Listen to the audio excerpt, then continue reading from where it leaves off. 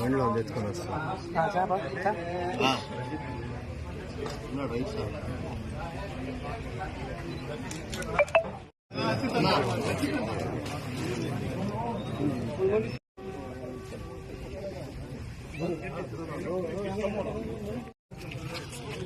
తిరుమల తిరుపతి దేవస్థానంలోని పవిత్రమైన లడ్డులో నెయ్యి కల్తీ జరిగిందని ముఖ్యమంత్రి చంద్రబాబు నాయుడు అనడం జరిగింది. ప్రపంచంలోనే పవిత్రమైన పుణ్యక్షేత్రం తిరుమల. దీనిని కూడా రాజకీయం చేసి ఏదో లబ్ధి పొందాలా, జగన్మోహన్ రెడ్డి గారికి చెడ్డ పేరు తేవాలా అనే ఉద్దేశంతో కేవలం ఈ ప్రకటన చేయడం జరిగింది. చెప్పిన వాగ్దానాలు ఏవి కూడా నెరవేర్చకుండా సూపర్ 6 పేరుతో అధికారంలోకి వచ్చి ప్రజలను మోసం చేసి ప్రజలని డైవర్ట్ చేసేందుకు ఇటువంటివన్నీ తీసుకొస్తున్నాడు. ప్రతి నెల ఒక్కొక్క సబ్జెక్టు తీసుకొచ్చి చంద్రబాబు నాయుడు గారు చేస్తున్నారు. ప్రధానమంత్రి మోడీ గారు జోక్యం చేసుకోవాలి. సుప్రీంకోర్టు సిట్టింగ్ జడ్జి చేత గాని, సిబిఐ చేత గాని ఎంక్వైరీ వేయించి ఎంత త్వరగా చేస్తే అంత మంచిది. చంద్రబాబు భోగోతమేందో తెలిసిపోతుంది. కావాలని రాజకీయ లబ్ధి కోసమే చంద్రబాబు నాయుడు గారు ఈ ప్రకటన చేయడం జరిగింది. దీనిని అడ్డం పెట్టుకుని పవన్ కళ్యాణ్ గారు ఏదో డ్రామాలు ఆడాడు. నేను పవన్ కళ్యాణ్ గారికి ఒకటే చెబుతున్నా, మీరు మోడీ గారికి అత్యంత సన్నిహితులు. ఇప్పుడు రాష్ట్రంలో ఉప ముఖ్యమంత్రిగా ఉన్నారు. రాష్ట్రంలో మీ కూటమే ఉంది. తెలుగుదేశం, బీజేపీ, జనసేన కలిపి అధికారం ఏర్పాటు చేశారు. మీరు స్వయంగా ఢిల్లీకి వెళ్లి ప్రధానమంత్రి గారి దగ్గర కూర్చొని సుప్రీంకోర్టు సిట్టింగ్ జడ్జినో, సిబిఐనో ఎంక్వైరీ వేయించండి. ఇక్కడ వేషాలు ఎందుకు వేయడము, మెట్లు తుడవడము, మెట్లకు బొట్లు పెట్టడము, ఇవన్నీ అనవసరం.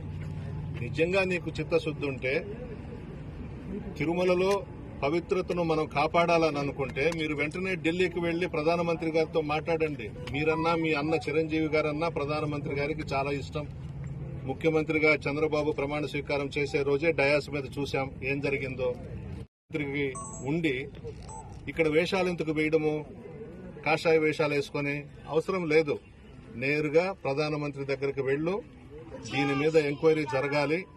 దీంట్లో చంద్రబాబు నాయుడు రాజకీయంగా చేసినటువంటి ఈ ఆరోపణలను నిగ్గు తేల్చాలి, బయటికి రావాలి. అందులో తిరుమల తిరుపతి దేవస్థానం మీద ఇటువంటి వ్యాఖ్యలు చేసి భ్రష్టు పట్టించాడు చంద్రబాబు నాయుడు గారు. రాజకీయాలని రాజకీయాలుగానే చేయాలి. నీకు సత్తా ఉంటే, దమ్ము ఉంటే జగన్మోహన్ రెడ్డి గారిని ఎదుర్కోవాలి తప్ప దేవుళ్లను అడ్డం పెట్టుకుని రాజకీయం చేయాలనడం హాస్యాస్పదం. సిగ్గులేదు నీకు కొద్దిగా కూడా. ఏదో అధికారంలోకి వచ్చేసావు, వాగ్దానాలు చేశావు, నీ ఇష్టం వచ్చినట్టు అబద్దాలు చెప్పావు. 2014లో కూడా మోసం చేశావు రైతుల్ని, మహిళల్ని. మరలా ఇప్పుడు కూడా నిన్ను నమ్మారు రాష్ట్ర ప్రజలు ఓట్లేశారో లేకపోతే ఈవీఎంలు నిన్ను సీఎం చేశారో అర్థం కాని పరిస్థితి. ఇప్పుడు ఎక్కడ పట్టినా రాష్ట్రంలో, దేశంలో చర్చ ఏంటంటే ఈవీఎంలతో చంద్రబాబు నాయుడు ముఖ్యమంత్రి అయినాడనే చర్చ కూడా జరుగుతూ ఉంది. అది భగవంతుడికి తెలియాలి. నువ్వేం చేశావో, ఏ విధంగా ముఖ్యమంత్రి అయినావో అనేది ప్రజలు కూడా చర్చించుకుంటున్నారు. మేము జగన్ కేసాము, మా ఓట్లు ఏమైపోయినాయని అడుగుతున్నారు ప్రజలు కూడా ఇప్పుడు అందరూ బయటకు వచ్చి. ఇటువంటి సమయంలో మీరు చేసినటువంటి వాగ్దానాలను పక్కన పెట్టి అవి ప్రజలు చర్చించుకోకుండా ప్రజలను డైవర్ట్ చేసేదానికి ఇటువంటి ఆరోపణలు చేయడం మంచిదా చంద్రబాబు నాయుడు గారు అని అడుగుతా ఉన్నాను నేను. పవన్ కళ్యాణ్ గారు దీనికి ముందుకు రావాలి, ఢిల్లీకి వెళ్లాలి, ప్రైమ్ మినిస్టర్ గారి దగ్గర కూర్చోవాలి. కూర్చొని వెంటనే ఎంక్వైరీకి ఆదేశాలు ఇప్పిస్తే పవన్ కళ్యాణ్ గారికి కూడా మంచి పేరు వస్తుంది. ఆయన చిత్తశుద్ధి ఏందో, ఆయన నిజాయితీ ఏందో కూడా ప్రజలు గమనిస్తారు. అంతే తప్ప చంద్రబాబు మాట్లాడడం, ఈయన డ్రామాలు వేషాలు వేయడం, ప్రజలేం అమాయకులు కాదు కదా. ఇప్పటికైనా తిరుమల తిరుపతి దేవస్థానం పవిత్రతను కాపాడాల్సిన బాధ్యత అందరి మీద ఉంది. ప్రధానమంత్రి గారు జోక్యం చేసుకోవాలి. రాజకీయాలు పక్కన పెట్టండి. ఎవ్వరూ చెయ్యని ఆరోపణ చంద్రబాబు నాయుడు గారు చేయడం జరిగింది. ఇది మంచిది కాదు.